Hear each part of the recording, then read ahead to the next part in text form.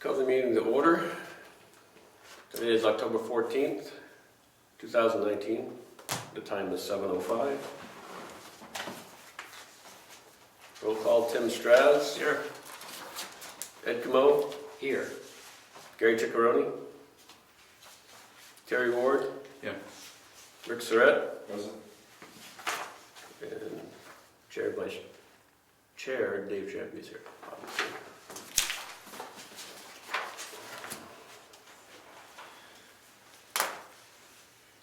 No alternates to appoint. Public comments, no public. We have the Mylar from Moose Mountain Road subdivision. Jeff Greenhall. Greenhall. I'm trying to remember how to pronounce it. Anyways, very nice man up on Moose Mountain Road. Here's his Mylar. We need to sign this. We signed the paper copies last time.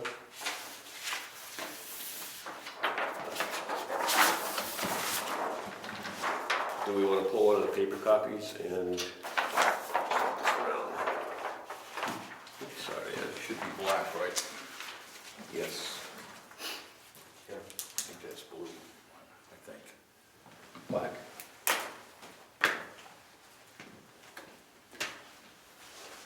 Make our way around the table and sign it. Sounds like a plan. Right. Start the Congo line.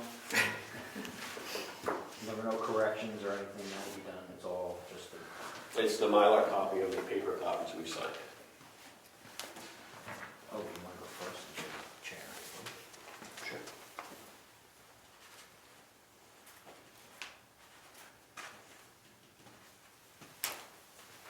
Vice Chair.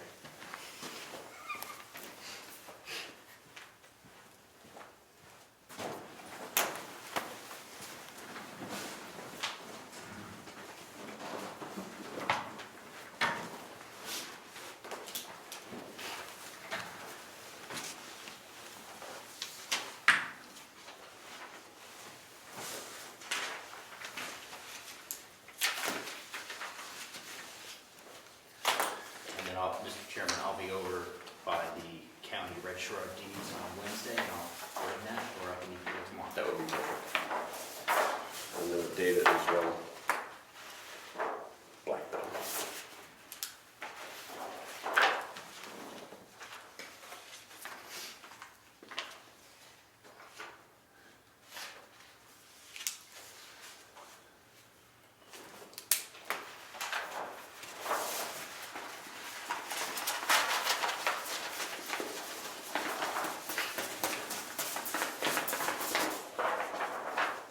Does the selectmen's rep sign that? He's a voting member. I don't He's a voting member. Do you have enough signatures Yeah. in the box? Yeah, why don't you come up, Rick? You're a voting member. That way we all go down. That's right. Selectmen's rep designate filter. Yeah.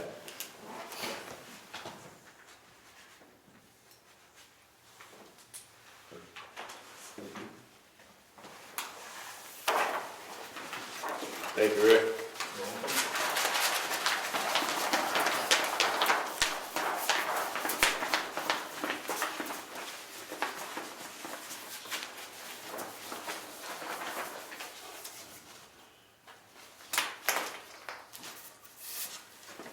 So I also didn't have on the agenda the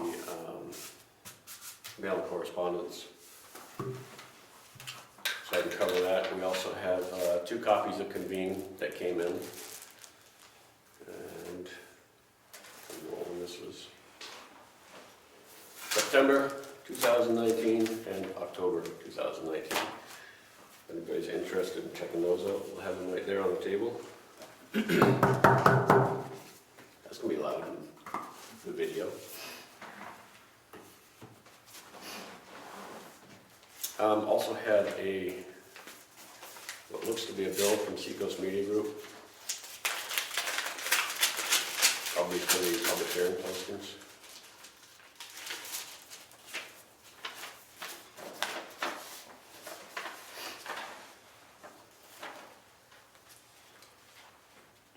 So it's for 10386. It's addressed to George Nick, so I'll mail this to George Nick.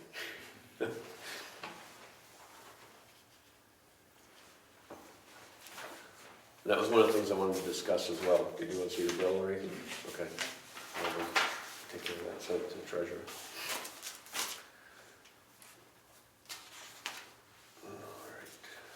So one of the things that I want to look at while we're looking at the rules and procedure today, which is on the agenda, is the cost for advertising. We obviously have a cost right in front of us now, so we have a pretty good idea. Yeah. I think some of those are also outdated, so we'll take a peek at that. So moving on, we will do some review of September 16th, 2019 meeting minutes and the October 7th working session. Does everybody have a copy?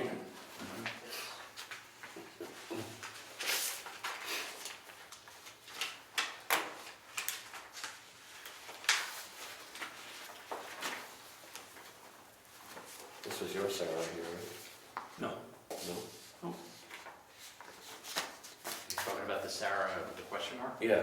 That was the individual that came in after the public hearing and had us open up plans in Oh, front. that's And then right. she looked, She was a she just neighbor. wanted to, yes. I didn't get her last name. I didn't, and yeah. I'd have to listen to Yeah, she lived across the street. I have to listen to the audio again, but I don't know if she stated her name in full. If she did, I listened to it 4 or 5 times, I could not get it. Okay. So do you want me to leave it with a question mark? Do we have an address if it's across the street? Could you put it? Well, she was one of the Butters. people who received the notification. Ah, Did you get the first name at least? Sarah, Sarah? Yeah, we have all the, Okay, so then all you need is, there we go.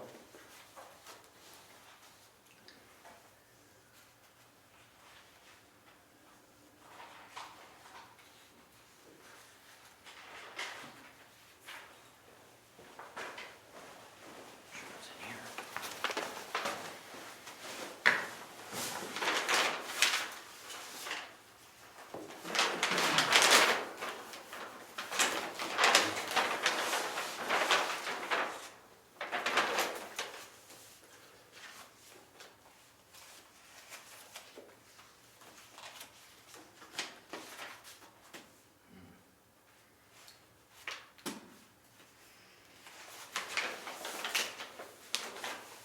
It might be mailed to her husband too. Yeah, I don't, might be Tozer.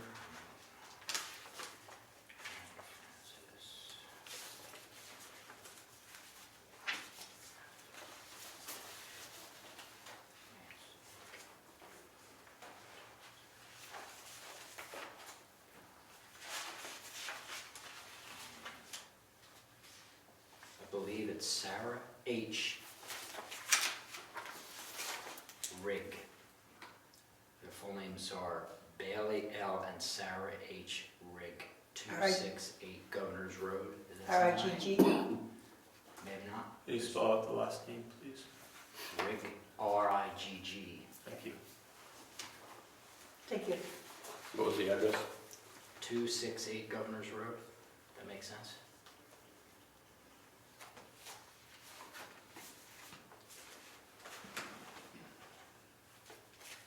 Well, it's only Sarah here, so. Yep. She's the one across the street. Perfect. Okay, good.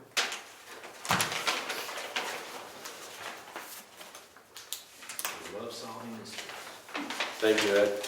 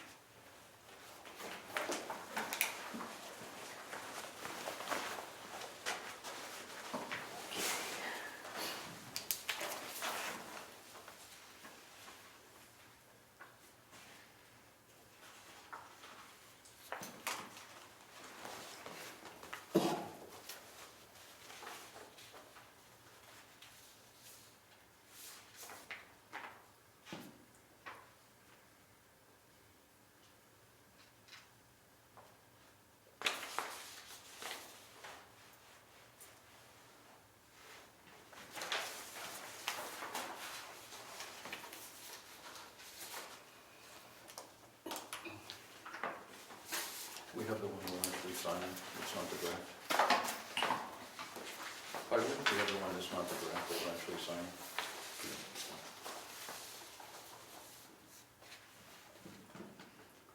That would probably be a good idea. If I could run one off without draft on there. If there's no changes, you could sign it that night. Yeah, but there will be, I guess, just that name has to go in it, so, at least the first page anyway, right? Yeah, I don't remember. there's another one on the second page to edit. So where it says, public comments, the next planning board meeting will be held November 14th, should be October 14th. Good catch. Yeah, really. Then I did go back through the tape on old business, we were talking about the bridge. And I believe that I did say A2, the bridge is actually an E2 rating. But it is correct per what the tape says, so we'll leave it like that. Okay. I watched the tape, I'm like, did I say A2 or E2? And I'm like, yeah, I said A2. And then when Rich asked me about it, I said A2 again, so. And then I repeated your A2. Yeah, it was What's E2. A2? Yeah, E2. Apologize for that.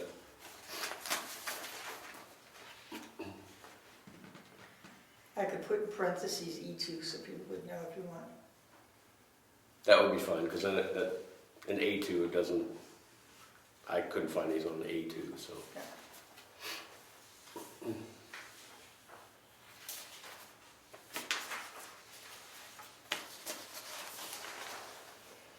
What does E stand for? Engineering classification?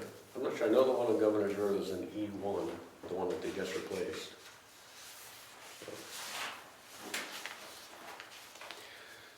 All right, so from what I hear, we have, the first edit would be to add the last name for Sarah. So it's Sarah H. Rigg, R-I-G-G. Down at the bottom of the page, to her, she's mentioned again. You have to put right in. Yep, thank you. The question mark is?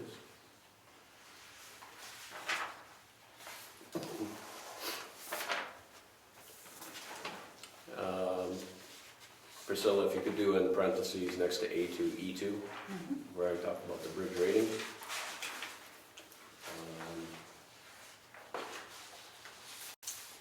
The date for the next planning board meeting, instead of November 14th, October 14th, and anyone else have any other changes they would recommend?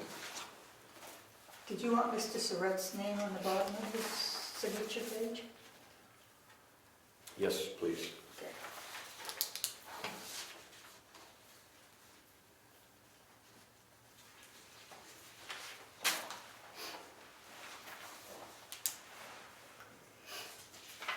Like Ed said, if we all go down, he's going down with us.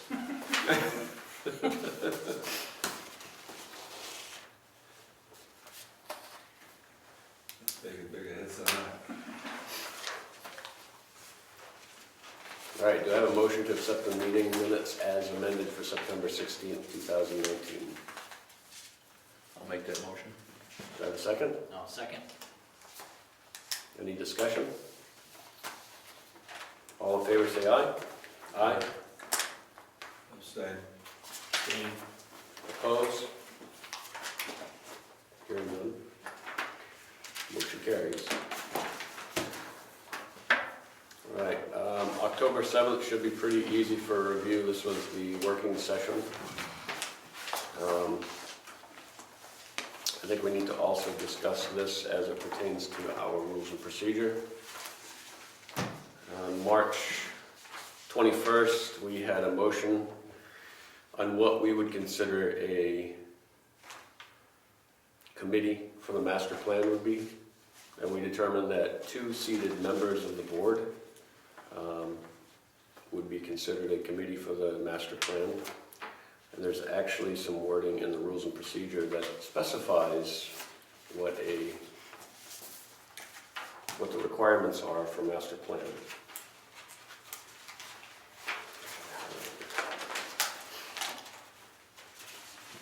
For quick reference, do you know what page?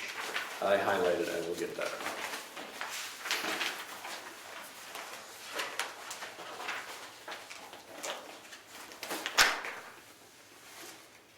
Oh, committees. 17 and 17.2, Master Plan Committee. In the event such a committee is formed, the purpose is to review, prepare, or submit to the planning board recommendation for master plan additions and/or revisions. The master plan committee should be comprised of 1 selectman appointed by the chair of the board of selectmen, 2 elected and/or alternate planning board members appointed by the planning board chair, and 4 members of the general public appointed by the planning board. So when I read that, I basically take the planning board and, or not the planning board, but the master plan and throw in the trash, because that will never happen. We're hard enough to get anyone from public to show up. So if we're gonna wait until we have 4 people from public here, the planning board chair and the selectman, I don't think it's gonna happen. Ed? I heard through the grapevine that there are minutes somewhere that state that we voted to create such a committee. Yes, Correct? correct, And those people were appointed by the board, correct? correct. Okay, so in the event that it was formed, it was, and we can't do it this way, can we just simply override with a vote any part of our rules of procedure? I would think we have the authority to do that. So why couldn't we, you know, because there's no, unless we can find 4 people that are going to be part of this committee. We find that if we don't have the ability to find 4 people to come here, then I think we would have the authority to waive that part of it. I would think so. I just wanted to mention it because, as I said, as I was going through rules of procedure, looking for changes, that stuck out. And I went, ooh, we need to discuss this. At least make it known that, yes, we recognize that it is in there, that we did have a motion on the 21st of March, and we all voted 4-0 in favor of having 2 regular members as part of the committee.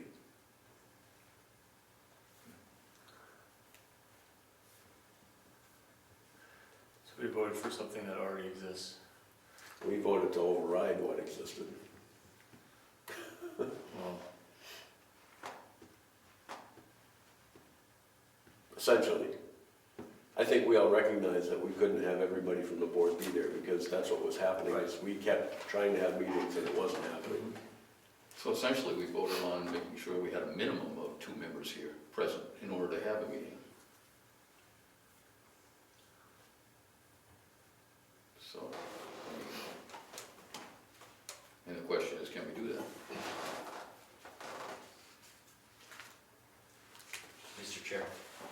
Ed? What we used to do, historically, I recall in the past that the board made a decision prior to this decision to have the whole board be the master plan committee. So I'm not quite sure why there's a 17.2 and a 17.1. I'm assuming 17.1 is if the whole board is the planning, the master plan committee, and the second one is if we create another one. Am I reading this correctly?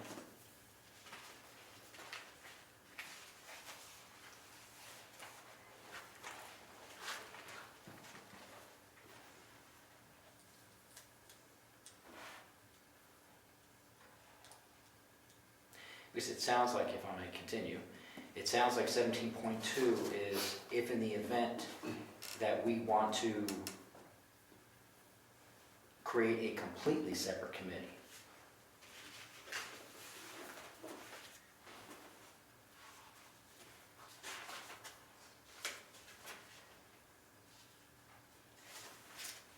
I could see how that could be read that way. Because the first part about it, 17.1, it talks about the board by vote establishing a committee for any endeavor. Then it goes on to say any subcommittees appointed by the board shall have at least 1 member serving on the subcommittee.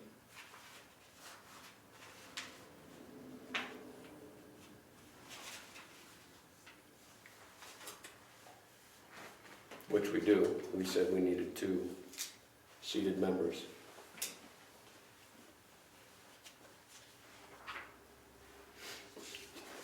under 17.2, if I can continue with my other point, was it also uses the word should be comprised, it doesn't say shall, so I don't see why we couldn't make a loose vote and say, you Yep. know, Oh, right. I would think that if we consistently put on the agenda that the public is invited to these meetings, which we do every meeting, then I don't see why anybody would, on the outside, would argue with that.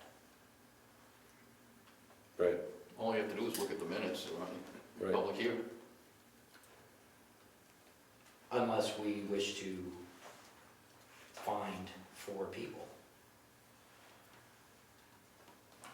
I mean, we are not creating a master plan, we are updating a master plan. This should not be so complicated. Right, but it also says that recommendations for master plan additions or revisions.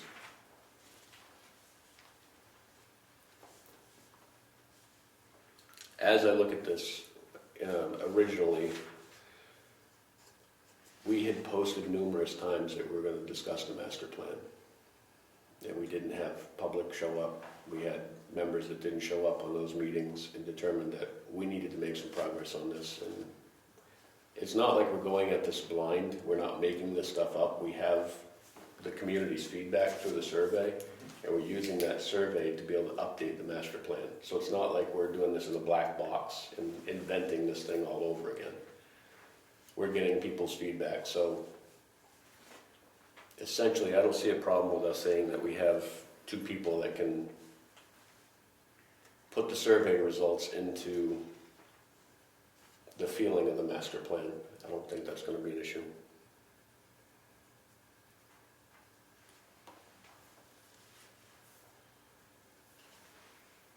Just reading the master plan section. Does it specify the committee? I haven't seen anything as yet.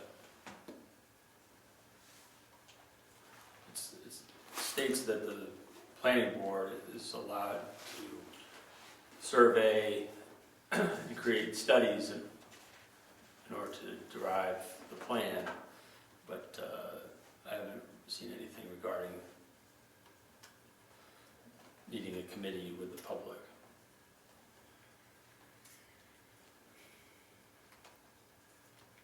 I could see it being an issue if we didn't get the public's feedback and weren't basing the revisions of the master plan off of the survey. That's what the whole survey was for, is to develop what the feel of town was, because we weren't getting people here. So I would say that I'm fine moving ahead with what we determined on March 21st and have 2 seated members and continue on the way we have. I think we have enough evidence that we did due diligence. We tried moving forward, we weren't able to move forward, and we found a way that we were going to move forward and take the community's feedback to put it into the master plan. Ed? So to recap, we have 1 selectman, correct? Correct. And we have 2 members. Are those members' names appointed, or just, No. just 2 We members? just said 2 members. And the actual wording from the motion on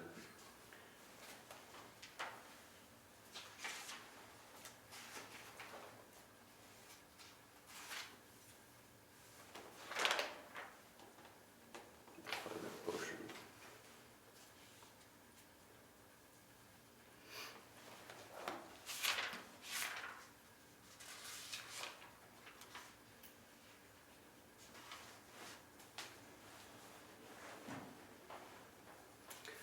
So it said, Mr. Comeau will supply the RSA that says you cannot have a workshop without a quorum unless you have appointed a subcommittee to do so.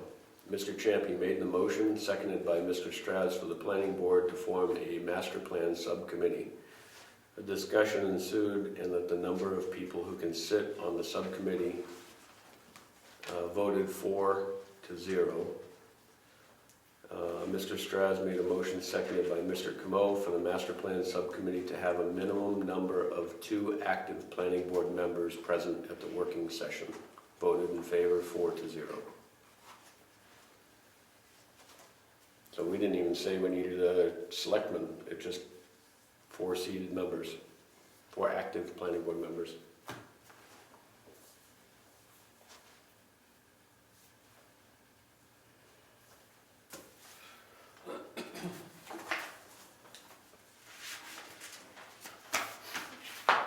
Rick? I think you're on the right track, I would go forward with that. Just be aware, once the master plan is updated and issued, that's when you're gonna hear people. But you've got a record that people have been invited time and time and time again, and this room is empty, so. Correct. That's your master plan. And that's why I also wanted to address the rules and procedures to say, we didn't ignore it. We are looking at it. I believe we're all in favor of the way that we're moving forward. And if we want to have a vote on whether or not we move forward with what we voted on March 21st, I think would be irrelevant because we already voted that that's what we wanted to do based on what we had been struggling with for months. I would comment that we should make sure that we have a posting on the front of the webpage every month that we have our meetings so that the public is aware of the meeting, so that we're transparent in that effect. So the option is always there. Perfect. Priscilla, you've got some really good experience with websites. I'm glad to post that, just give me the date. I posted the one. Yep. This one. So. Yes, you did. Yes, and we did have public, We did. Wow. so that was good. Yeah, I mean, we used to make sure that we always have it up, that people know what date it is, they're welcome. Either that or the notice on the front page could say, please look forward to our meeting, our monthly meeting on updating the master plan, and please try to be there, look at the calendar to see what the date is for each month. That way you don't have to change the front page all the time, it'll be in the calendar anyway. Yeah. I think that's not a bad idea to do that. Did you get that, Priscilla? I did. Perfect.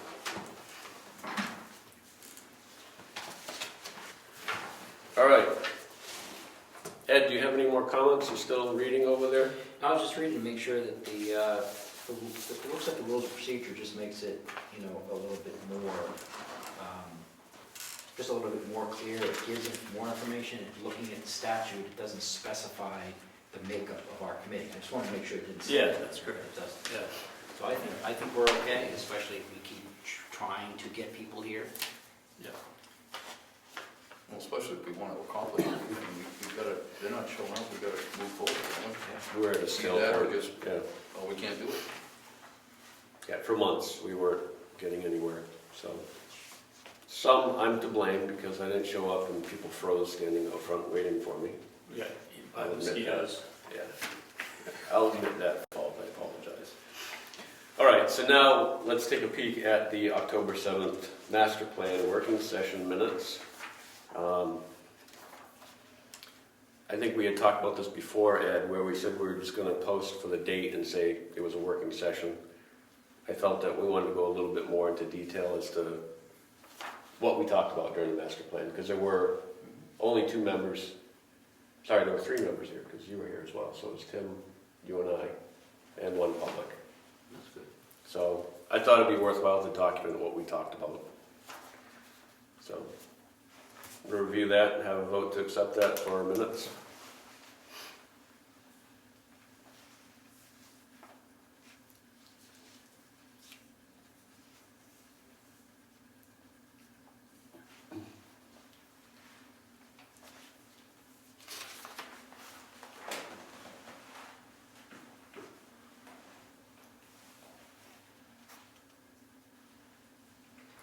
Should that say there were a minimum of 2 seated members?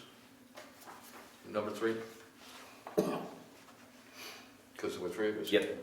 Yep. So we met the minimum, or however you want to Yep. change that. So there was a minimum. There were at least 2 seated members. Yep. Thank you, Terry. Okay.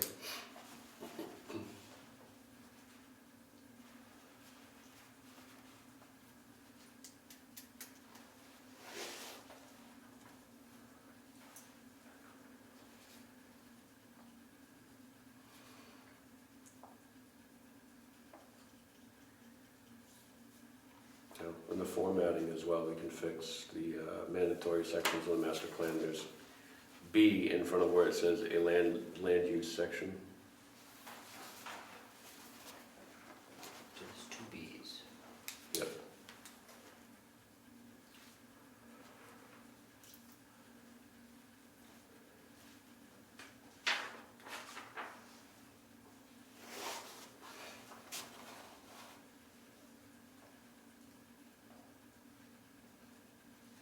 So can I have a motion to accept the working session minutes as amended? I make that motion. I will second it. Discussion? I would like to state that we are not required to do meeting minutes for the working session. All we need to do is say that we had a working session, but the reason why we're doing this is to remain transparent to the public of what is occurring during these meetings, or during these working sessions. It may be good for us too, in retrospect, or when we start the next one, we can look over what we did the previous time, and it's in black and white, instead of trying to rely on our aging memories. And I'm speaking for myself personally, not necessarily you young guys. I'll just repeat what I said last time, is that when the main board creates a subcommittee, the subcommittee has formed its own quorum, so it's required to post and it's required to take minutes, just to have it out there. So, Are you gonna post these on the website, or do you wanna post it on the website? Yes. Then you'll have to send me a copy without draft. Yeah. And I'll post it. Okay.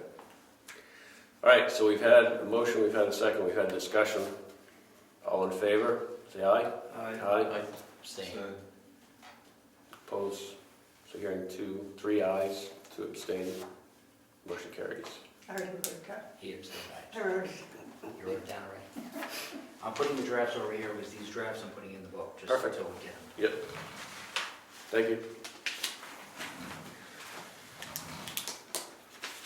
All right, new business. I have been informed by the administrative assistant from the selectmen that we better get our budget in soon. Otherwise, I'll be sleeping on the couch.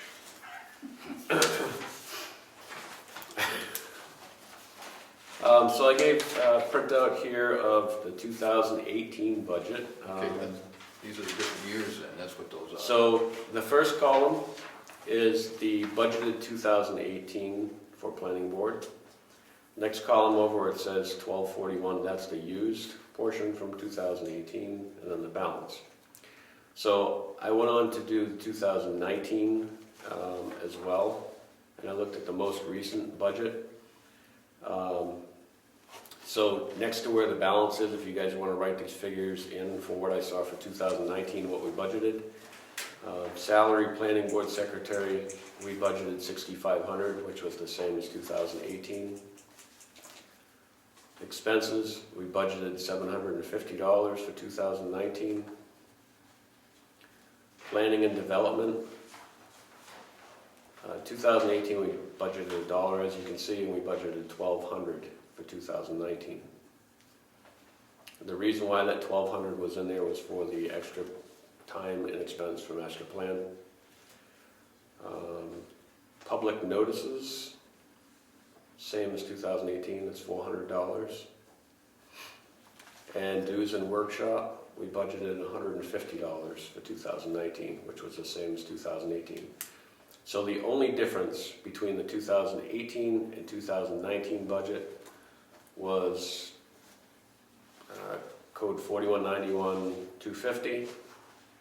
Planning and development went from $1 to $1,200. And again, that was based on the number of additional meetings that we were planning on having to try to get the master plan developed and up in place. So the current balance that we have for 2019 is in that locked office over there, and I don't have a key to get the current balance. The last balance I saw was from May of 2019 on the website. Well, technically, those two postings that I made in the newspapers, between the two, was probably close to $225 or $250 for both of them. That's more than half of what we budgeted budget for the whole town, so that may not be enough. If we get a couple more or another subdivision, we're gonna be maxed out our public notices already. We're pretty close. Well, we did receive funds from that subdivision to help offset the cost of the postings. But it didn't go back into our budget though, right? No, I went to the, I'm not sure where it goes. Does it go back to general fund? I think it went to general fund, That was my question. I thought we had our own account, but apparently that's not true. yeah.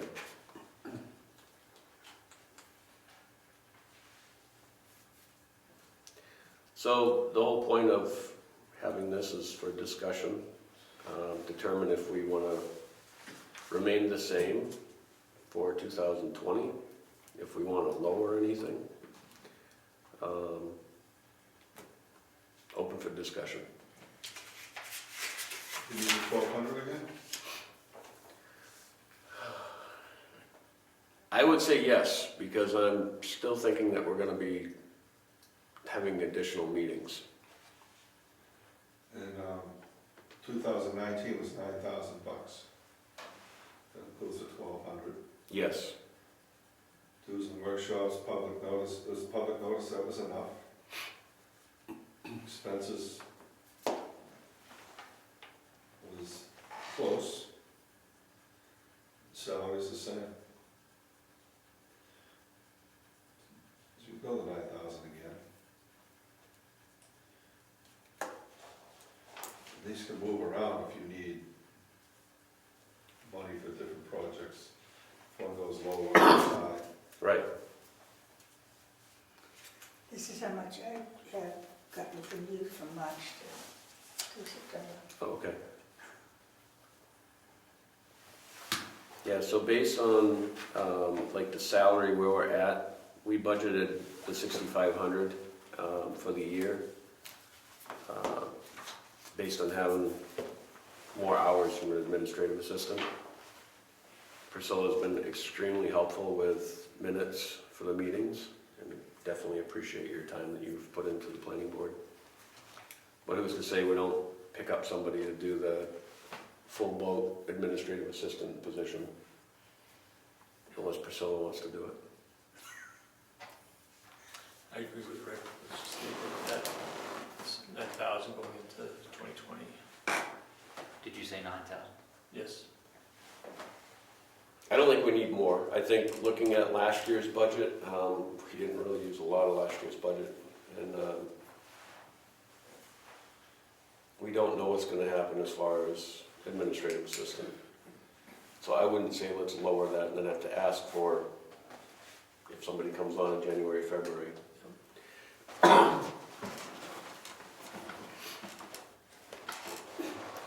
Cleaner to put it back. Pardon? It's cleaner to put it back if it's not used. Yeah. Excuse me. So I hear one in favor of keeping it from the same budget from 2019 going into 2020. You're two Two? of us. Okay, three? No, I think it should be the same. Okay. So do we have a motion? I mean, we all just somewhat made a motion, but let's formalize it. Let's make a motion for Yes. the budget, 2020 budget. I make a motion for the 2020 budget to remain $9,000 going forward. And the same distribution that we currently have. Okay. Second. So I have a motion, I have a second. Do we have any further discussion? There's no way we can lower it.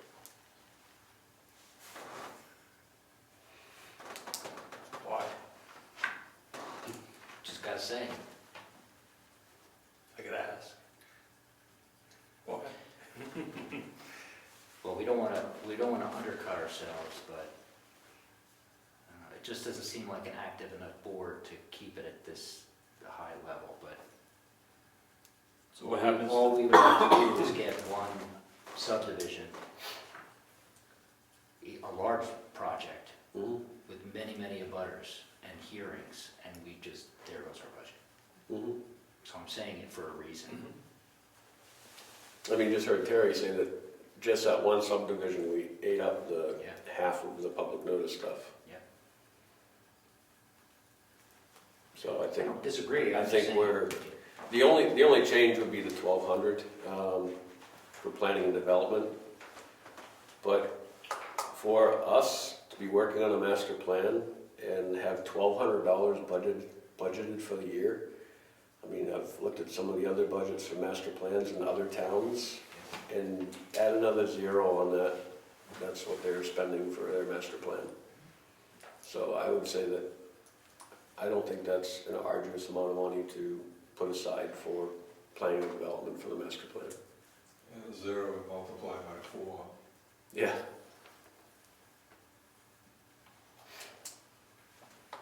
All right, so a motion, we have a second, we've had some discussion, any further discussion? Okay, all in favor, say aye. Aye. Opposed?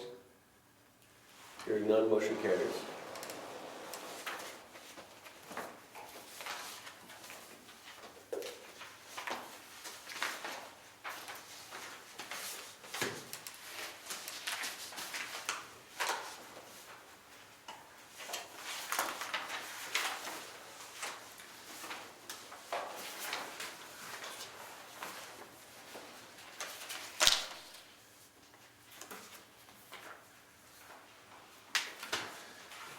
All right, old business.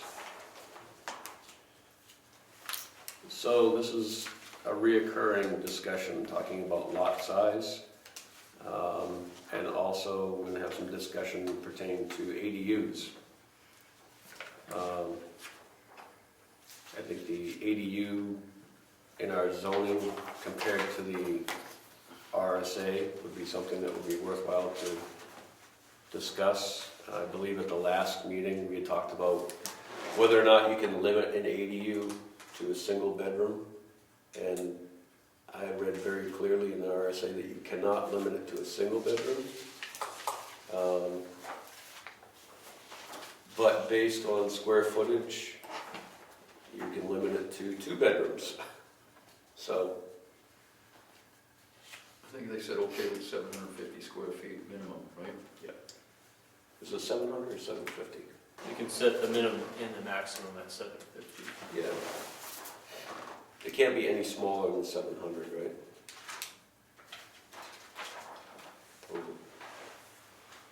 I'm trying to remember how I read that.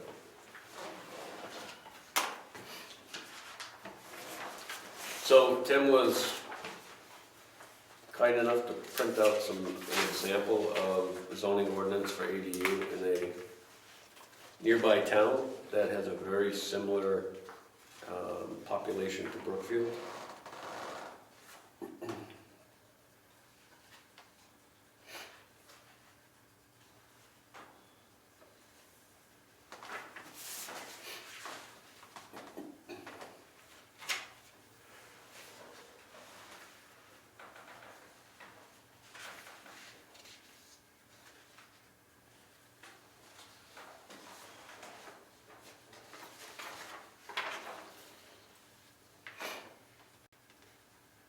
Yeah, they said 800 square feet. Shall not exceed 800 square feet. Right. But you can't, I believe you can't make it smaller than 700 square feet. That's what I'm looking up right now. It says a municipality could specify that ADU sizes by some proportion of size of the principal unit as long as it does not result in restriction to less than 750 square feet. 750, okay, thank you.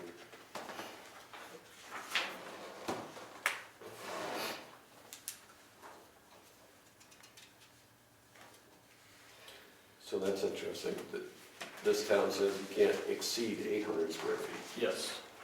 And there's, I was reading about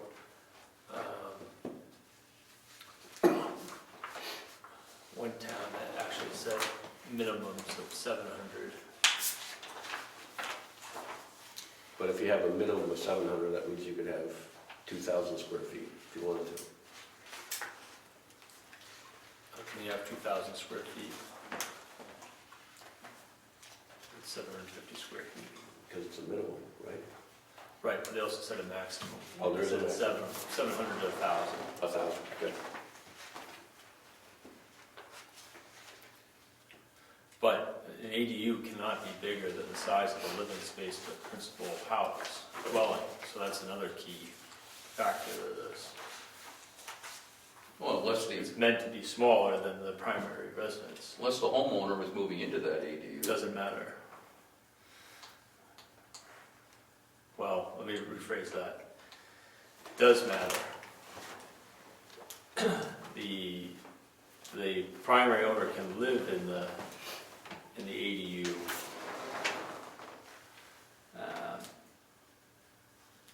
As the resident there, but I don't think, do we have a requirement that I think we do have a requirement that the owner has to live on the premises. Correct. Yes, But you can't right. That's require the person renting to be a family member. Right, that's correct. Yes. No, you are right, that is correct. Why is it limited to attached as well? I never could wrap around that. I don't get the restriction. So- What's the difference, whether it's above a garage or it's attached to the building, or They have to have a common interior door by the RSA. according to the RSA? But I'm just saying, why is our town limiting it to requiring it to be attached? The RSA allows the town to Exactly. have detached ADU, or detached accessory dwelling unit, right? Right. But we don't call it anything with detached units. We just call it attached. Because the town voted for attached, Correct, not detached. correct. So by not having it in there, and also not having the RSA say that you have to have it in there, it makes it so the town only allows attached dwelling units. So, and that's been a discussion as well, that the selectmen have talked about, because they said it's something that might end up coming up in the future. People might say they want to do a detached unit. But our zoning says you can't, and there's nothing in the RSA that says you have to as a town. It says, as a town, you can have that in your zoning, but you're not required to. I just wonder why it makes any difference. I mean, I just don't get it. Because I know for a fact someone has a detached and has for years. Just for my own edification, can you recap the purpose of this agenda item? What are we being tasked with right now about ADUs? The selectmen brought it to my attention that this was a discussion they wanted us to have as a board to try to refine our zoning where it specifies ADUs. Because it's not very clear. It is very big. Yes. That's all, let me find it first. It's in the zoning ordinance. So it's page 3 of 55, accessory dwelling units.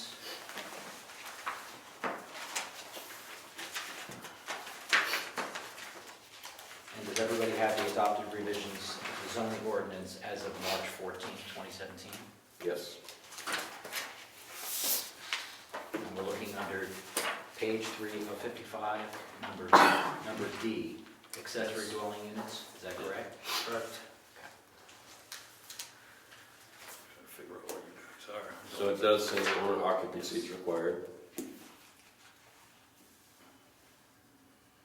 And the interior door is required by the RSA.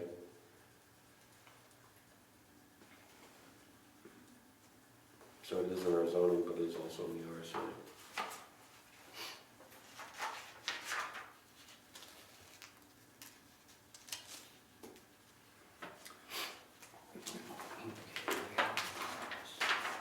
The separate ownership part of this as well is also what is in the RSA.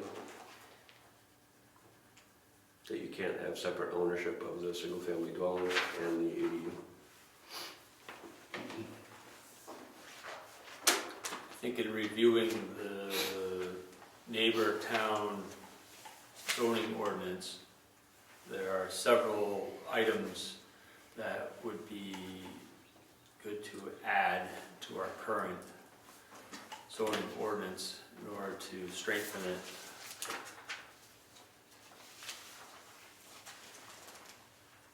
We don't exactly, it doesn't follow the state guidelines for an ADU definition, or it's, well, doesn't include all the requirements.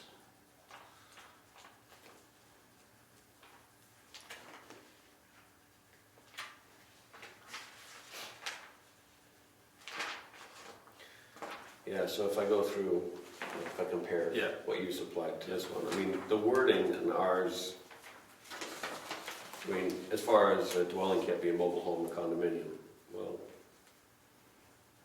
I don't foresee that happening. But It could. well, somebody could take a mobile home and build an addition and make an ADU that shares a common wall. So I'm gonna ask, why should that matter? Well, I'm just asking the question. yes, well, I think one of the things that we don't have that I think is important to keep track of ADUs is item Q, is regarding a building permit for the creation of an ADU or within a principal, attached to the principal residence. Yeah, we don't specify that. And then also, you know, we're not checking whether or not, I mean, there's several items on this. I mean, we should probably start from the beginning before we jump around. Yeah. I think item D is fairly important. That's the definition within the RSA of an ADU requirement, which it must provide independent living facilities for one or more persons containing the four elements of sleeping, eating, cooking, and sanitation. Yeah. Is there a copy of that somewhere? I'll share with you. Or actually, here's one right here. Oh, great. There you go.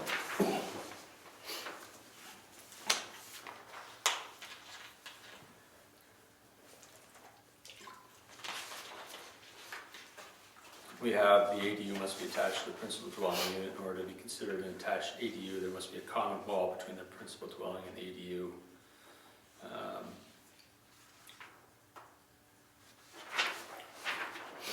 Yeah, I mean, we say there should be an interior door between the single-family dwelling and the ADU. That would infer that it's a closed environment between the premises. So a catwalk or a breezeway isn't sufficient. You would have to be closed in. Right, and the argument in the RSA is that if you do something like a catwalk or something, it needs to be heated in order to be considered an interior. Well, that's really making it difficult to, or making it, finding an excuse to make it be attached.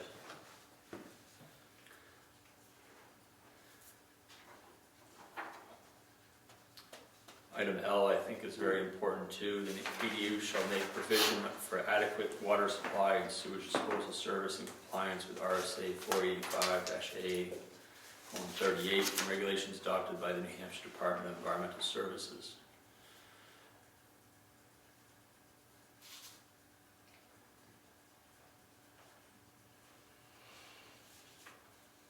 Yeah, I think that we're trying to imply that in item 5, any town regulation applicable to the single-family dwelling shall also apply to the combination of the single-family dwelling and ADU. Sounds like the same thing. I mean, that to me says that you're required to have, I mean, part of the regulation for single-family dwelling units to have sewage disposal.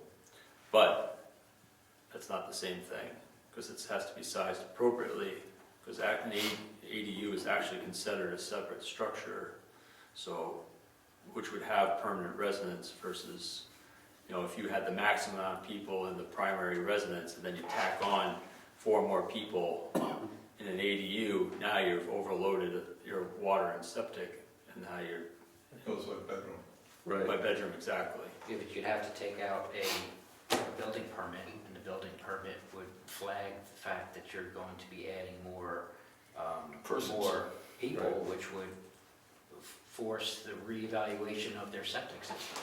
I think having the RSA mentioned there reinforces that that needs to be done, because I think that the statement that we currently have is vague, and some specifics would help guide a person who is looking to build an ADU to ensure that they have everything. Yeah, so you're just saying add this, the better language that we're reading in this. Yes. So I agree with that. Yeah, I think that our zoning implies it, it's not as cut and dry, it also doesn't, it doesn't mention that RSA. But I think to Ed's point, if I have a 3-bedroom septic and I'm putting a 2-bedroom ADU in, I'm not gonna get a building permit because my septic's not gonna support it. And it's not gonna hurt us to put the RSA in Right. it and clear up the language, but, I mean, ours actually says the same thing, but you have to read into it in order to understand that. So I do question, you might have already looked this up, Tim. Mm-hmm. As far as the ADU can be limited to 2 bedrooms, I did find that in the RSA that you can say that in your zoning, Yes. but I didn't see anything saying to limit the number of people. per Yeah, bedroom. you cannot, because that would imply, there's, you may have, a couple with a baby that they would occupy a bedroom, so there would be 3 people there, so you cannot limit that. I agree, Yeah, I didn't think you could say how many people in a bedroom, that's true, but we can definitely say the ADU shall not be limited to 2 bedrooms. yes. Again, this is something that we would have to put on a ballot. We can't just go and change our zoning, so. That's true. Or you can just add to that saying, or limited by the size of the septic system on the premises. They can always change it. Yeah.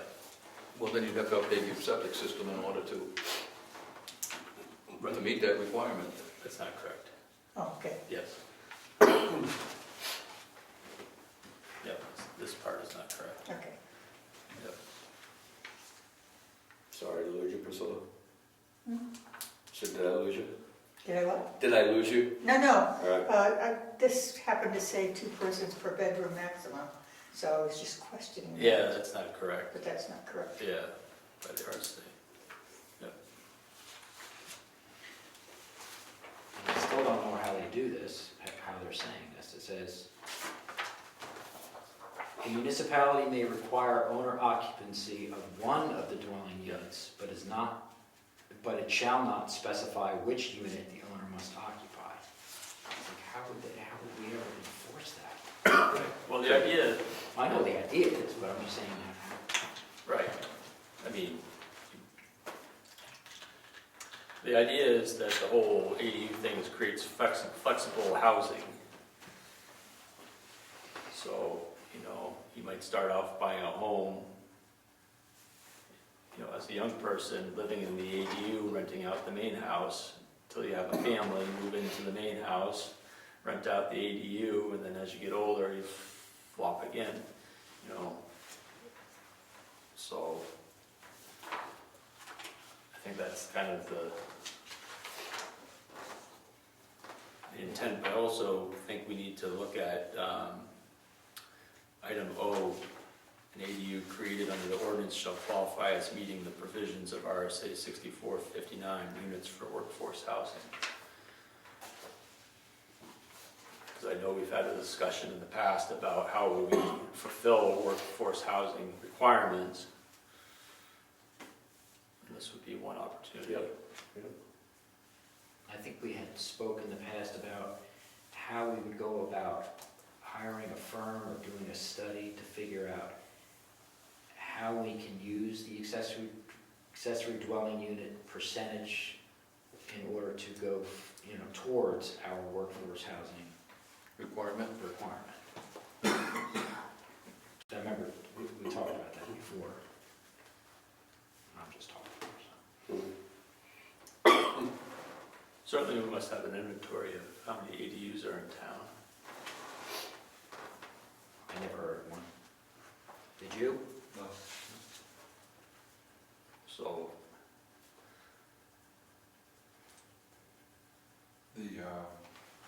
assessor may have that information. She visits every property.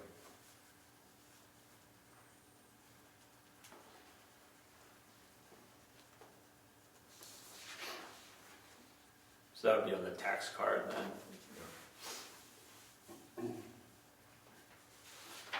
So far, the discussion from comparing to this nearby town.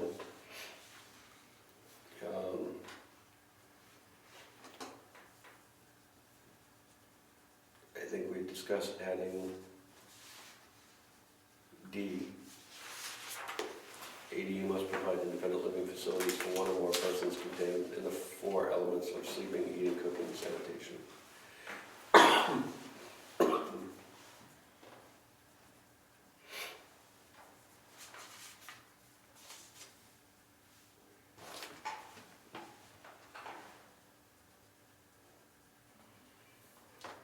Discussed B, but I don't know if we want to add that. I mean, it could happen, but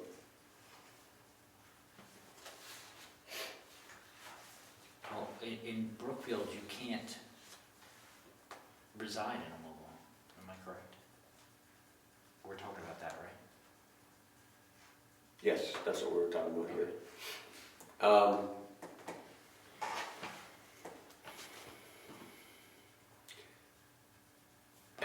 I think manufactured housing is the way that it's listed. And some people might tend to argue that mobile home could be considered manufactured housing, which the town does allow.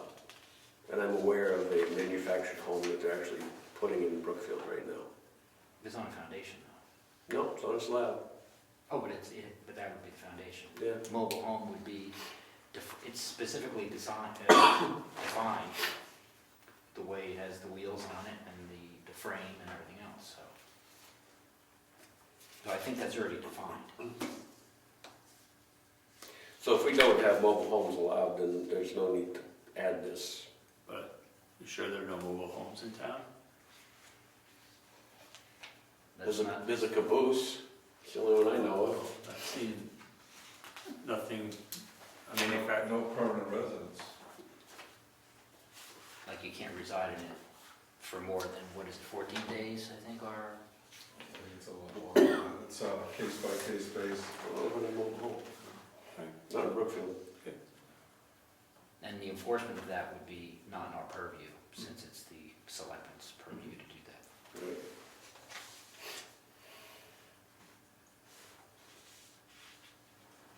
And what about the condominium part of this? That's in a zoning, right?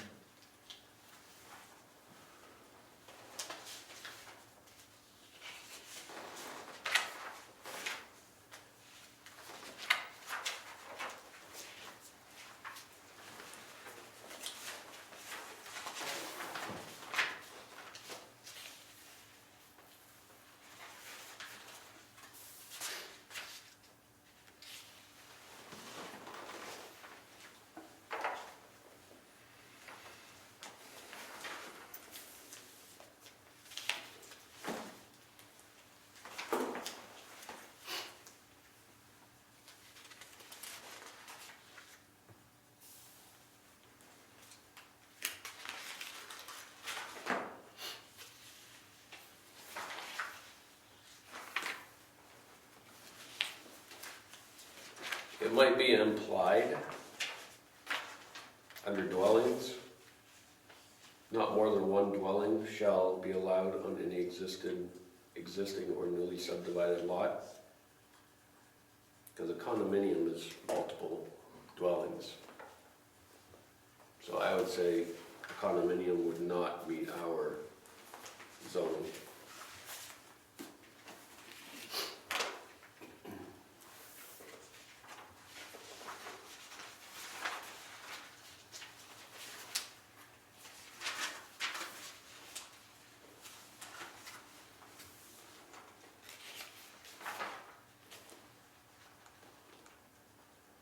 Well, it has to say that the ADU cannot be converted into a condominium or a separate deeded dwelling. I thought that was in there So there are provisions under the multifamily workforce housing in our zoning. That could technically be a condominium. In the workforce housing overlay. Right. Yep, that should, it's my understanding that would be the only area that you could have that. Right.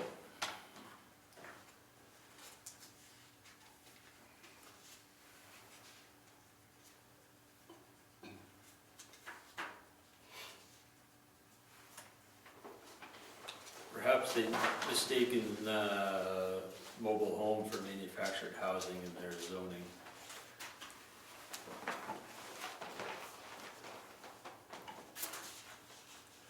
They might have mobile homes up there. They do?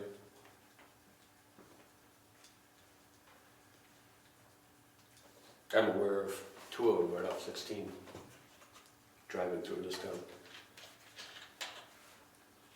Manufactured housing means any structure transportable in one or more sections, which in traveling mode is 8 body feet or more in width and 40 body feet or more in length, or when erected on site is 350 square feet or more, which is built on a permanent chassis designed to be used as a dwelling, with or without a permanent foundation, when connected to required utilities, which include plumbing, heating, electrical heating systems contained therein.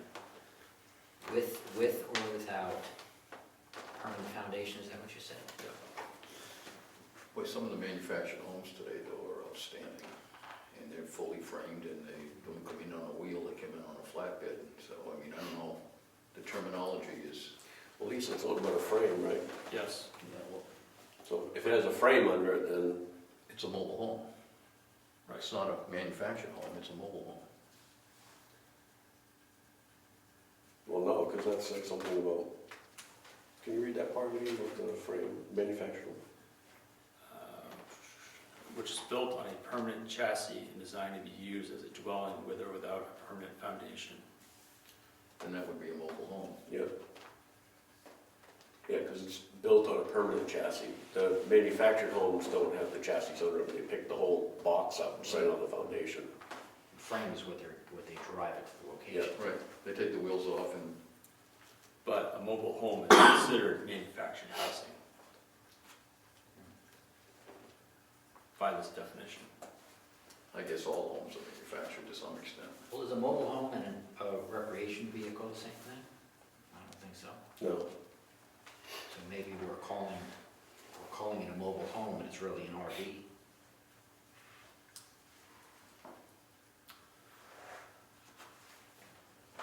Well, I mean, you could take the wording under B, and instead of calling out mobile home, you could say manufactured home with a permanently mounted frame for transportation. Use the same verbiage they use right in there, Yes. instead of calling it a mobile home. And then you're not limiting it to, if somebody has a manufactured home that they truck in on a flatbed and they want to put an ADU on it, some of these manufactured homes are colonials. I mean, they're nice homes.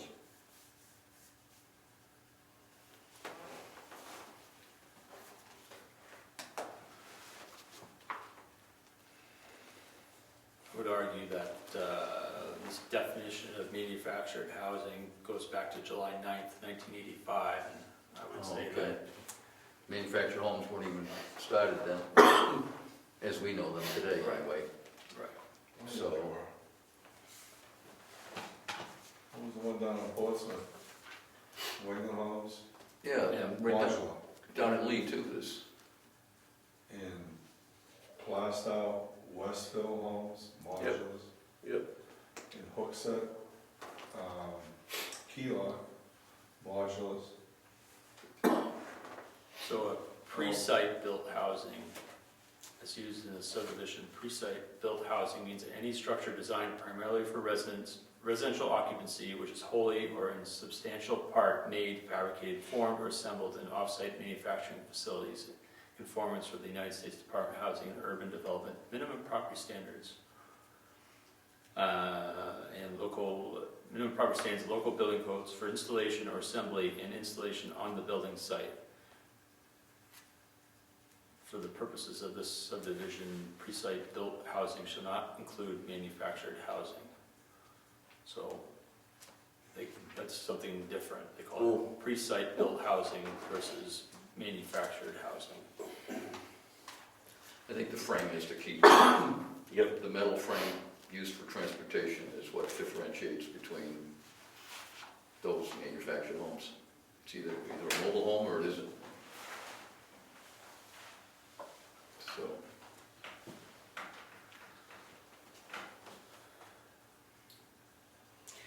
All right, I think B would definitely be something that we could add, but instead of mobile home, with that stipulation of manufactured home with the permanent frame for transportation or something along those lines. Yeah, or we could say shall not be a manufactured home defined by RSA 374-31.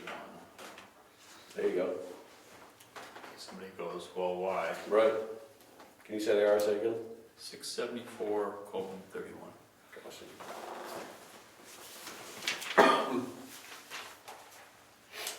Or condominium. Leave that in there. Sure. Yep.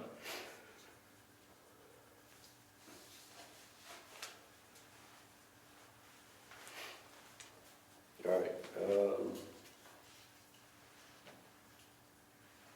So looking at E.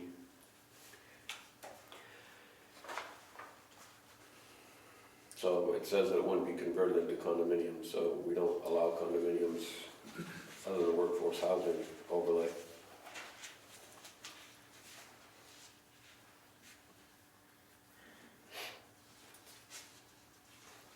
Well, if we ever got them, if there was a over 55 community built with condo type buildings, you can't put an ADU on that.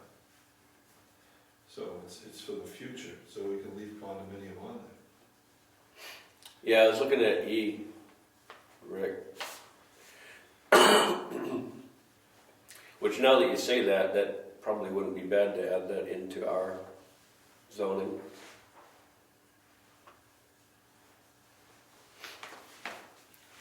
I'm not sure what retirement community would allow them to build a ADU on the back of a condominium, but never know. We don't allow that's the groundskeeper with quarters. Unless they have an attached garage between the units, and then they can convert the garage. Good point. So, I've seen them. mm. Okay. F, ADU shall have an independent means of ingress and egress. It shall have the ingress and egress through a common space such as a shared hallway or to an exterior door. I don't know if that's in the RSA. I think the only thing I saw in the RSA was saying that they had to have an interior door. I didn't say anything about sharing. A hallway. Yeah, I don't remember.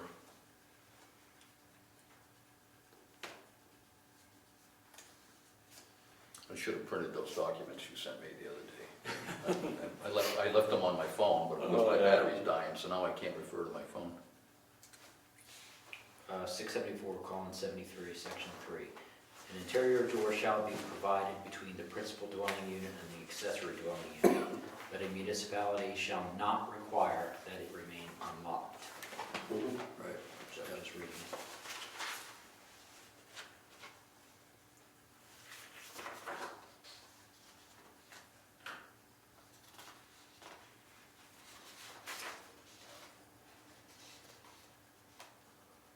But there could be two doors. Right. Like a common connected hallway with one exterior door and two doors on either side of it.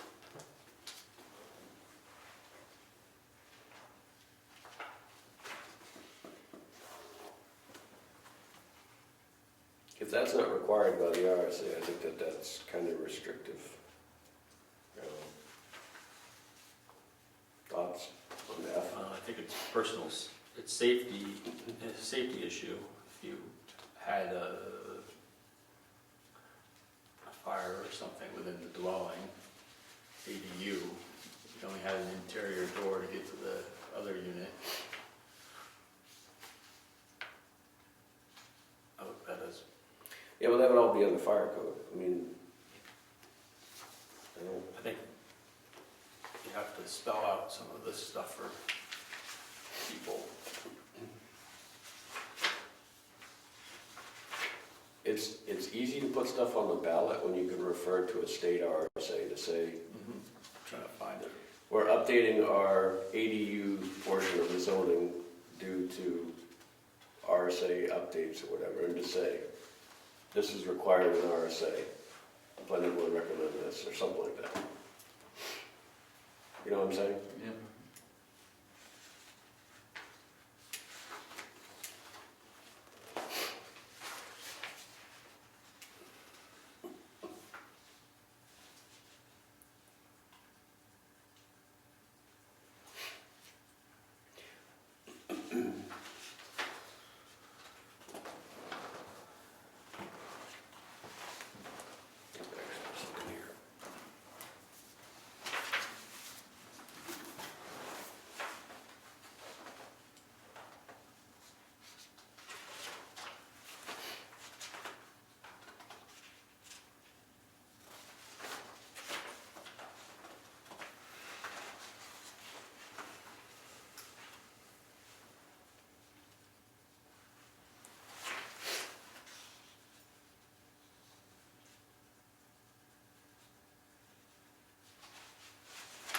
Yeah, I don't see anything in regards to the ingress egress, but I think that would be all on the fire code, building code.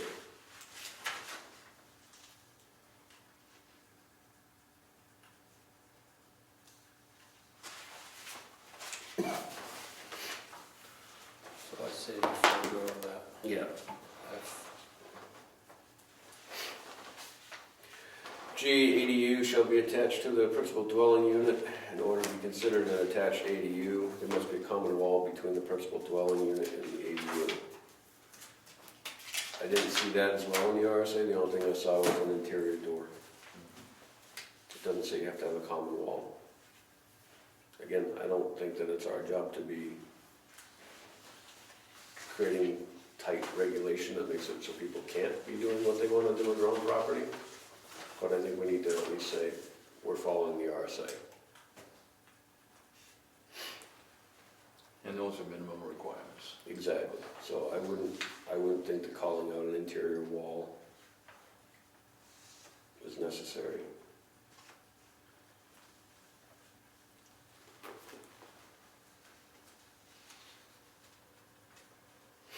And we don't call it out in our current zoning now anyways.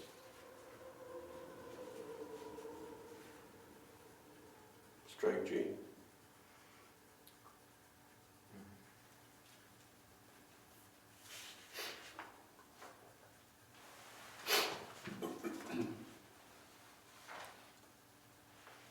H, detached accessory dwelling units are prohibited. So obviously they must have had a vote in this town and determined that they didn't want them.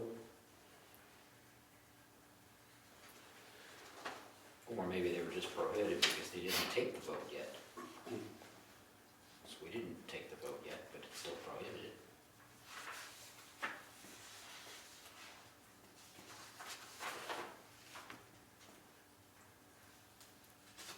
It's true, because the RSA doesn't require you to do that.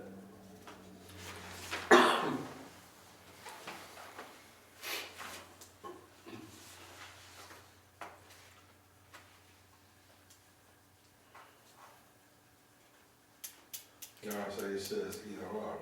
No, it says you're required to allow ADUs in the municipality, right? But you are not required to have a detached accessory dwelling unit. The town can determine whether or not they want to accept a detached unit.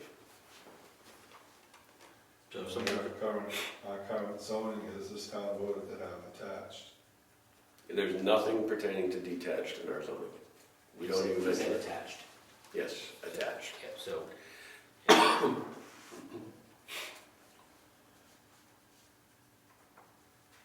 It says, 674:73, detached accessory dwelling units. A municipality is not required to, but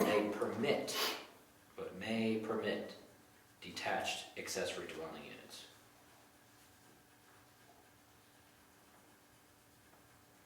I'm just reading it.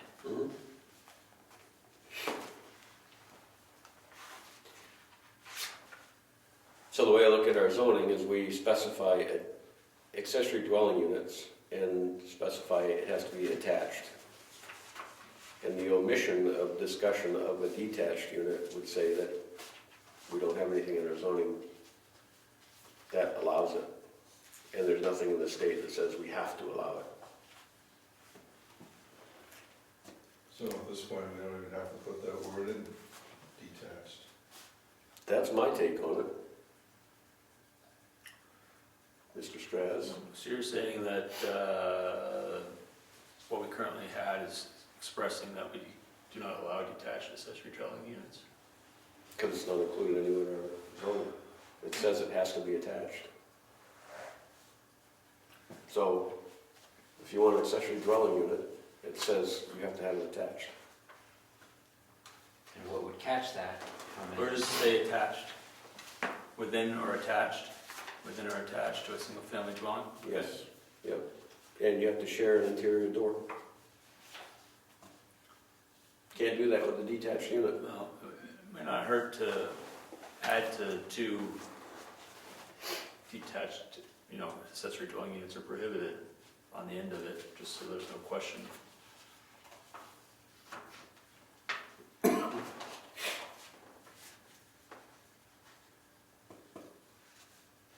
Now we have, just gonna think out loud here. So the form of our regulations are permissive. Is that accurate or not? Yes. That is the basis of it. Mhm.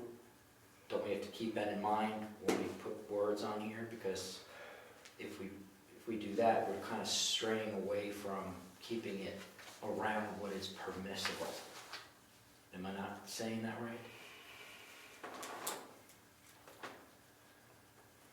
Yeah, I mean, my honest opinion as far as the detached accessory dwelling units is it should be something that should be put on a ballot and see what the people in town want.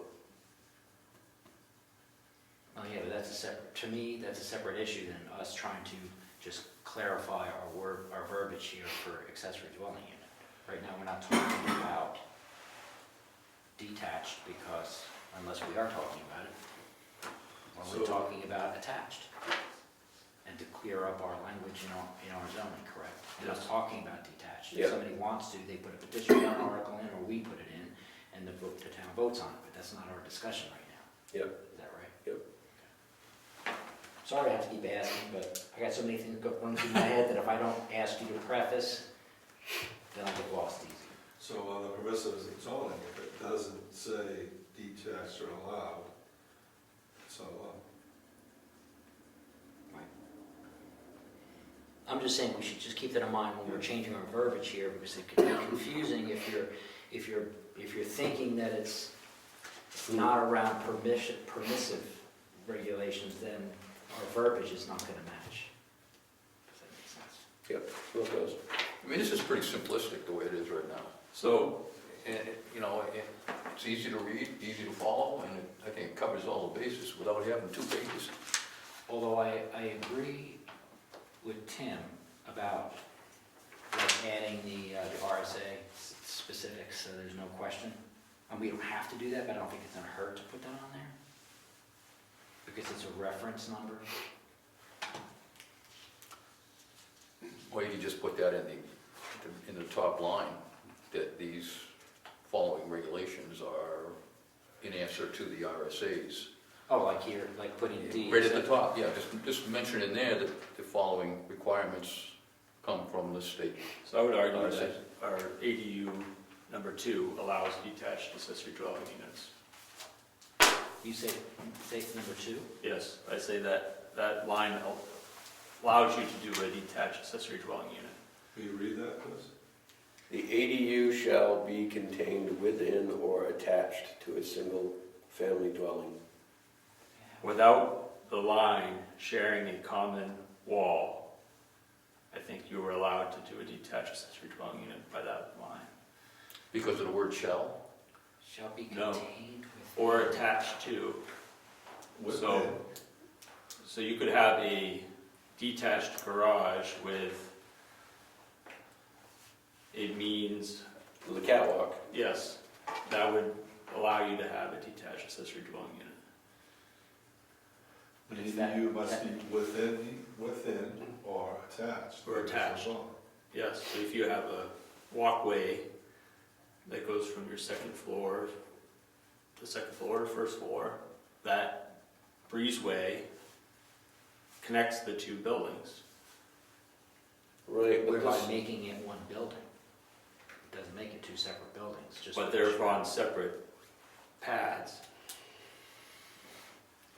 Well, if you run the plumbing from this detached unit over to the primary dwelling unit, aren't they attached? Yes. So, but you have but it's not on the same foundation, it's not built into No, it the doesn't say house. that though. It doesn't share a common wall. Right. Or an interior door. yeah, well, that's what I'm seeing here though, is these are all the provisions that are required to be considered in the accessory dwelling I'm unit. just thinking somebody could argue that they could design a detached accessory dwelling unit and still be within this. I've already done it. Yeah. So, You can. You can put a catwalk, you can heat the catwalk, you can Yeah. put an interior Yeah. door in between it, Yeah. and you can do it above a garage. yeah, What's wrong with that? just saying. I want to hear I really want to understand your point very clearly.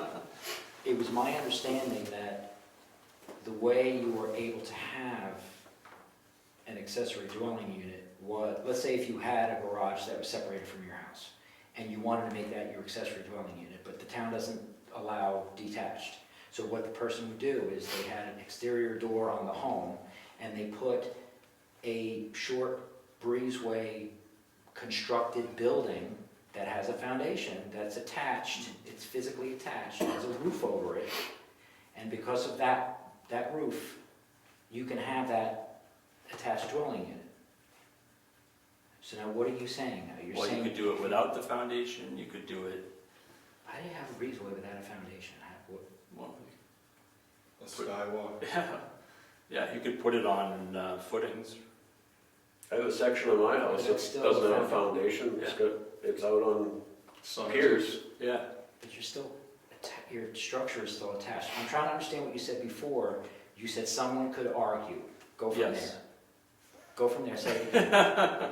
You could argue you could build another structure next to the home, connect it with a breezeway, and call that a detached accessory dwelling unit. Because It's separate, but still follow within this because what are you pointing at? line number 2. So we don't have anything that says yes or no to detached. I guess that's my argument.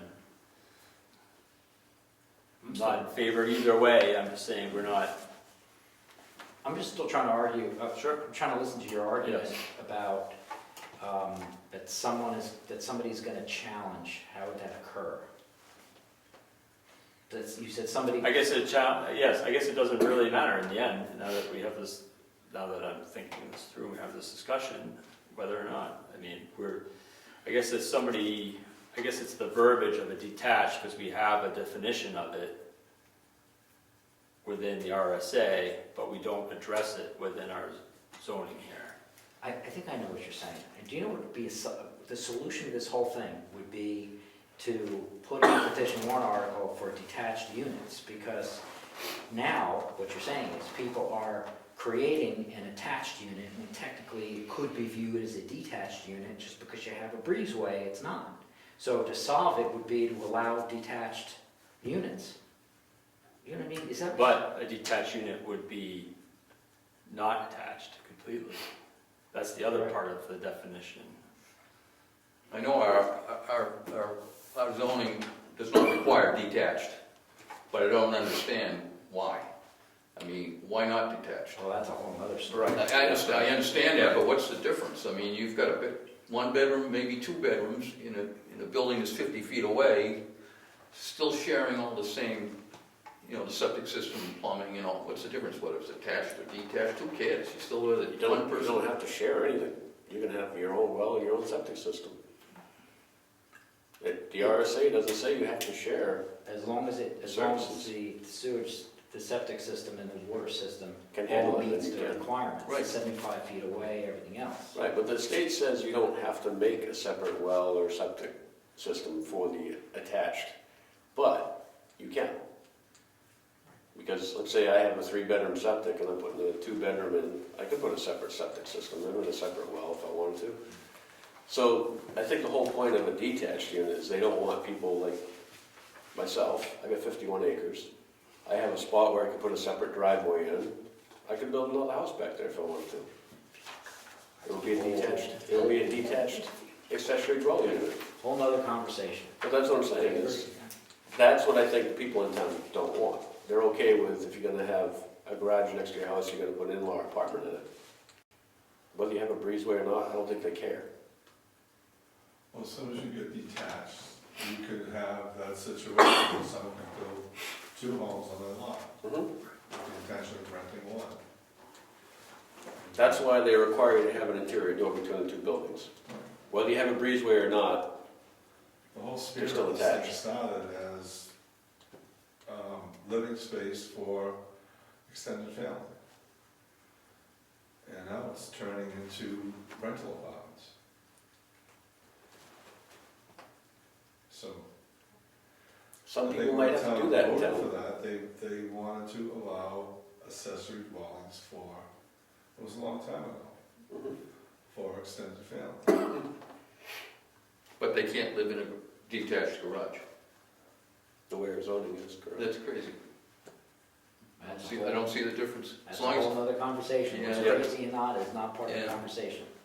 We're talking about attached, so I could start Right. putting my opinion out. yeah, I understand that. Okay. I think this says it all the way it is, actually. Just mention the RSA thing up in D. And You mean like subject to the following conditions, stated as in, stated in RSA, Right. whatever. and I think the rest of it, it's pretty cut and dry here, I mean, without being, That statement that Tim read about within, if that was removed, it would just say attached. Someone could still argue, so within isn't a problem, Right, it's just the attached, right, so it should say share a wall. right, a common wall. Did they put contained within, did they say that because they were assuming it's the, basement. could be the second floor. Oh, it could be a basement, Mhm. if you had a ranch, you Within could would do be the, the second floor basement. And the attached, the reason why they said within is because they were talking about, let's say, an upstairs or a basement. And then the attached was, if you have a garage, you're not using a garage anymore, and you want to convert it into an in-law apartment. Or build an addition. right.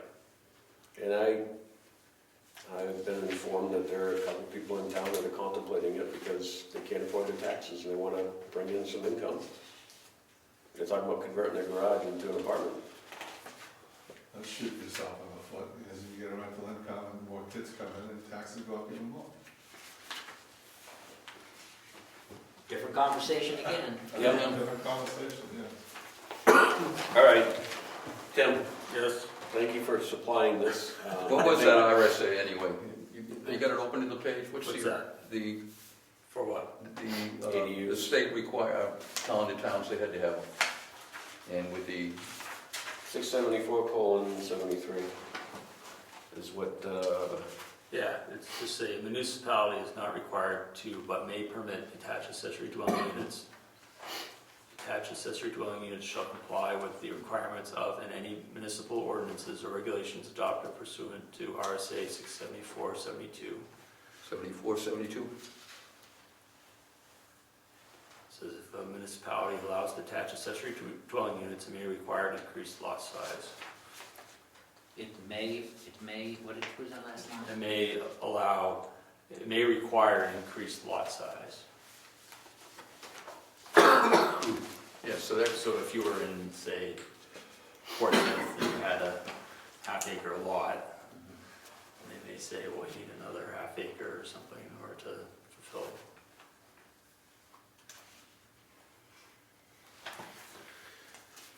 there's a lot that's in here that if you just read the 674:71 Yep. and you go through it, I mean, that's Yep. They're basically just reciting what the RSA is. Yes. That's why you just put it in D. Or we could just change D to say accessory dwelling units are permitted subject to the following conditions and those stated in RSA 674:72. Might do 674:71. 71, and just leave them as is. Yeah, I like having the RSA in there. That would simplify it instead of adding more lines to it. Well, we had to take this to, as a warrant article, right, if we make any changes to this.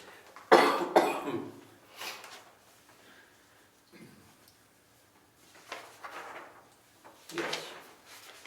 So we might as well make some changes to it if we're gonna go through the effort. I mean, by adding, I by think so. adding RSAs, do we have to have a warrant article just to add RSAs to it? If it's not, that's not changing the, I don't want to use the word material difference, but what, I would think the requirement would be if we're changing the material, I can't think of the word I want to use, difference in the statute, then we have to have a warrant article. I don't, You don't need a warrant article for clarifications. Yeah, I didn't think so. yeah, so if we're adding an RSA to it, it's just, it's So kind you're of just, putting in new rules. it's not new rules. Right. Just clarification. You don't need a warrant article for that. Is anybody on the board proposing to actually add something new as a new requirement? Or are we only clarifying? So there are a couple of things on here that I think are not included in the RSA that refines it a little bit better for the town. And one of them is M, ADU shall be limited to 2-bedroom maximum. Yes. I think that should be a warrant article. And that's not, if you just recite 674:71 through 72, it doesn't say the number of bedrooms. It says it can't be limited to one. And the other part that I think should be a warrant article is J, the ADU shall not exceed 800 square feet of habitable floor area. We have right now 750. We have nothing. We don't have anything. But The RSA says it can't be less than 750 square feet. And that zoning doesn't have a minimum? Yeah, I thought our building requirement had, didn't it already have 800 square feet? Yeah, that's how they went around. The building requirement was a certain size. So by needing to get a building permit, you would have to adhere to that. I'm not sure. I think that would be, It may not be a bad idea to have the size in the ADU zone. I think the ADU should clarify the size. I agree. Brookfield has 750.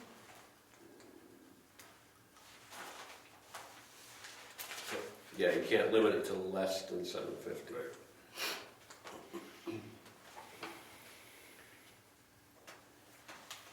So you can cap it. Yep.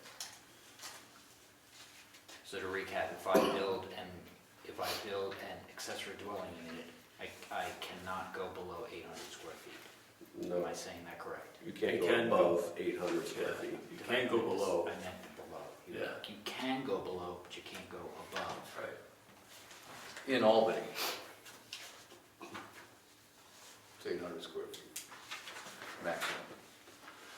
But if you're limiting it to 2 bedrooms, who cares what the maximum size square feet is? I mean, so they have huge bedrooms, but you can't have more than 2 people in them anyway. The idea is the ADU is not constructed bigger than the main house. Okay, here's my question. If you're gonna limit the bedrooms, and you already have, I'm trying to figure out these bedrooms, you're saying 2 bedrooms, well, what does that mean, 2 bedrooms? Does it mean it could be a bunk? I don't know, how are we defining the rooms? You don't define the size of a room, but a bedroom is a room with a closet. That's how they define a bedroom.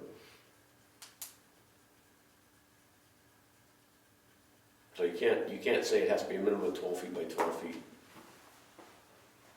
I mean, there's modular homes that have 8 foot by 8 foot bedrooms, or 8 foot by 10 foot bedrooms.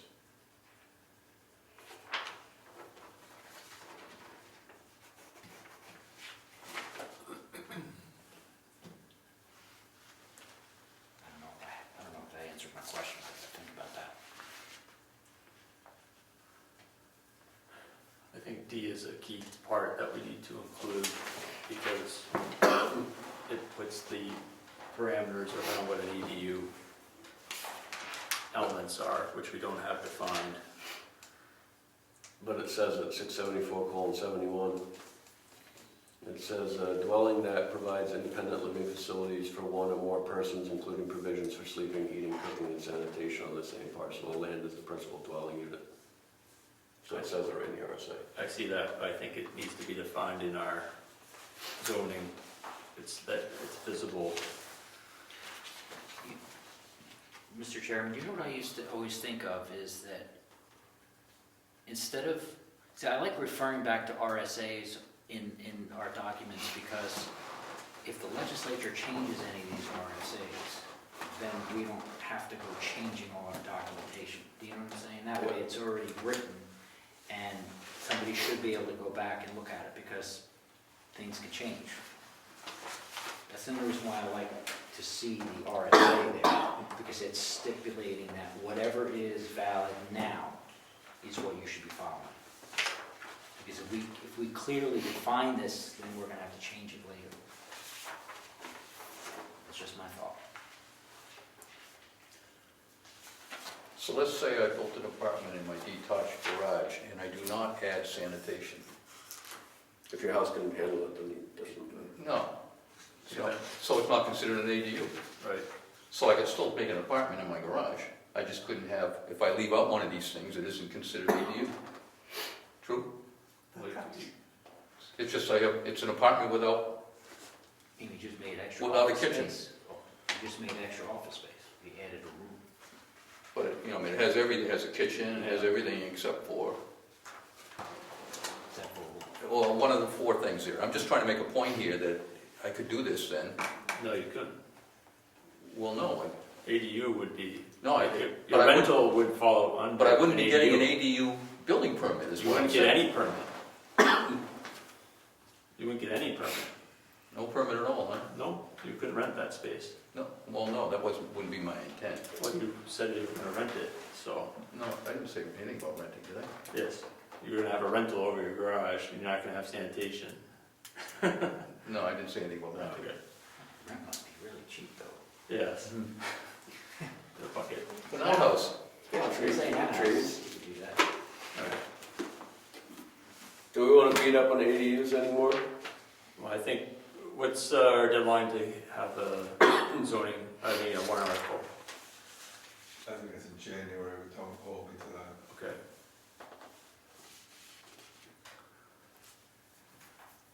Maybe February. So, Okay.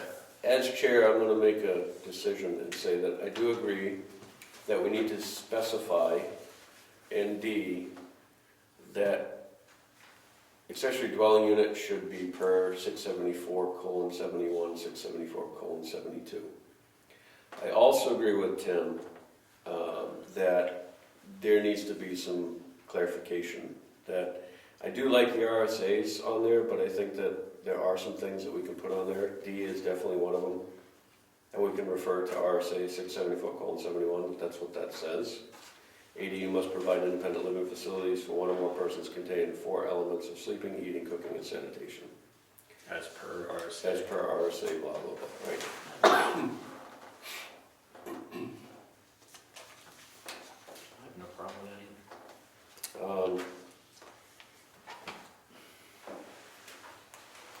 So we can't limit the size of the ADU, we've already determined we can't say it, we can limit the size.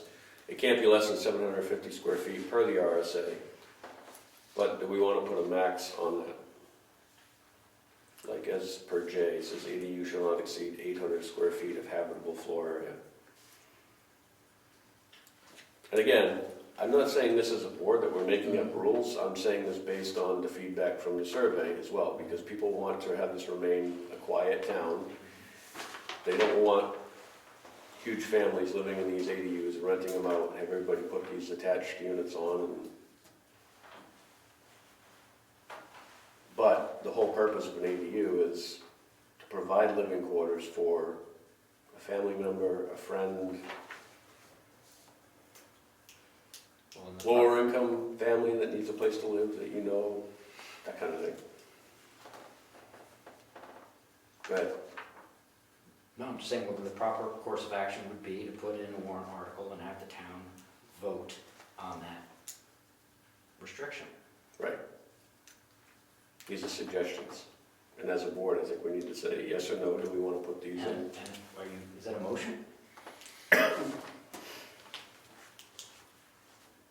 Actually, what would the motion be? The motion would be, I love it. shall we limit the size of the ADU to not exceed 800 square feet of habitable floor space, habitable floor area? Sorry, why are we motioning on? That's what I'm saying, I'm telling you what the motion would be if we were gonna, Okay, if we were gonna put this on a ballot, right, and vote on it. well, should we draft what the new ADU section is gonna look like and then? That's what I'm trying to understand. Is this the part that we want to draft into it? Oh, I'm sorry. Yes. I feel we need to have some I guess that's the limitations. word I want to Yes. use, right? Yes, Do we, Tim, can you repeat what you just said? yes. No, I agree with Dave, we should have 800 square feet as the maximum, That's the max. yes. so basically we'll draft up something, and we're going through this to try to say, yes, we want to put this in here in the draft. Yep. I'm going to interject a question here. Sure. Wouldn't the lot itself be the limiting factor of how big you can put, or how big of an attached dwelling unit you can put on the structure? And should that be the governing, should that be what governs it, or should verbiage, yeah, it seems like it's already, they couldn't put an accessory dwelling unit on a structure bigger than what can be accommodated by the size of the lot, so wouldn't that be the limiting factor? That's one form of ADU though. Which Which would is be, limit some, yeah, that's would- discriminatory. That'll limit what? Which is, some lots would be limited, Right. not all So if somebody has 51 acres, we're still gonna restrict them to 800 square feet. yes. And I'm just asking, we're putting that out there, Yeah. is that fair to do and equally apply to everyone to do that? That's, just wanna put that out there. Yeah, so let's use the opposite of that. Let's say 51 acres, and I have a 5,000 square foot house. And we say it's a percentage based on the size of your property, or your house, right? Well, you can put a bigger ADU in because you have a 5,000 square foot house, and I have a 1,700 square foot house. I think that by covering and just saying that everybody across the board is 800 square feet, then you're not limiting because one person has a bigger house than the other. I'm trying to think, 800 square feet, can you easily get 2 bedrooms and easy, Yeah, you can easily, you think that's plenty of room? absolutely. 20 by 40. 24 by 36 roughly. That's the whole floor in a 24 by 36 house. 24 by 36 ranch houses up capes all over the place. mobile home, 12 by 72 feet, is 864 square feet. They have 3 bedrooms. So why are we only, why did we pick the 800 square feet? Can be 750. No, I'm just saying, why, so why not 1,000 feet? No, why not? Like, what's the reason for the 800? Are we just arbitrarily picking that out, or what is the reason? I'm suggesting it because that's what we have in front of us. I mean, as a board, if we decide to go to 1,000, we could put that on the ballot, we could put that in the verbiage and see if that's what people want. What is your minimum size for a house? Wakefield took 750 because the minimum size of a house I is thought- 800. I thought it was 800. Yeah, I think it's 800. And that's why we went with 750. Okay. Yep, so we would have to go 750. Continue this, next meeting. Yes. So we can continue this at our next meeting, how's that sound? Unless you want to vote to stay after 9 o'clock, but No. Sorry. I think we're getting on a roll. We're looking for my stupid question. This will be good, we'll come next time, fully read up on what we have for zoning committee use. I would say that should be homework, let's Yep. do some more reading on that. Yep. There's a good, I'll throw it out there, I found this, what's this?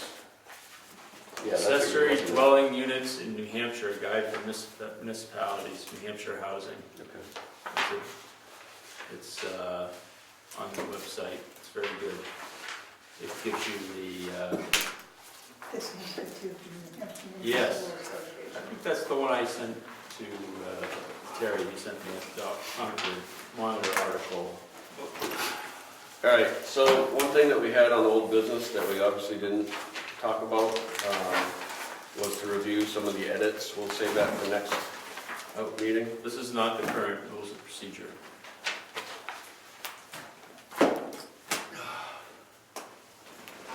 I sent rules of procedure July 3rd.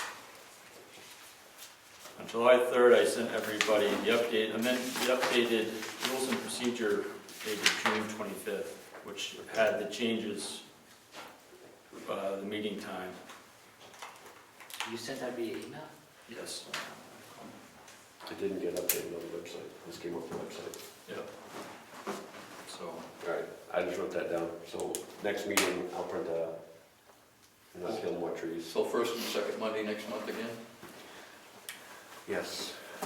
So we're November 4th. Oh. Did we say second Monday? yes, second Monday is the regular meeting. So November 4th and November 11th. I will not be here the 4th. Tim, will you be here? I will, yeah, I should be. And I believe there is a school board meeting on the 4th, so I probably will not be here also. I'll be consistent. Okay. Is, you done? I think it's Crescent Lake. Full bullet. November 4th, yes. You done? So, public comments, we don't have any public comments. Member comments? Ed? This is agenda item, I just, very quickly, I need to, okay, this is the gravel pit inspection. There's the report, and there's a mailing. One would go to the code enforcement officer, and the other one goes to the owner. The owner. So the owner, code enforcement officer, and if we agree, if we think there's a violation, then that violation would go to the selectmen. So our rules of procedure require us to send it out to the owner and the code enforcement officer. I have that all here. Rick and I went out and inspected those two pits, so I finally got that all together. Next meeting, we can go over the rules of procedure changes that I gave you, because that should be simple. I just want to make sure that you know that I have everything here that's for each one, and the mailings. So that's one pit and second pit. Awesome. And I'm going to make sure the owner gets their copy, and the code enforcement officer, so we can take care of that. Awesome. Thank you, Ed. One more member comment would be from me, and that is to thank Tim for the times that I wasn't available earlier this year and filling in for me. Don't worry about I appreciate it. Thank you. All right, sorry we went over a little bit. 9:03, meeting adjourned. Oh, it says 9 o'clock exactly, it. so that, That's good. 9 o'clock exactly.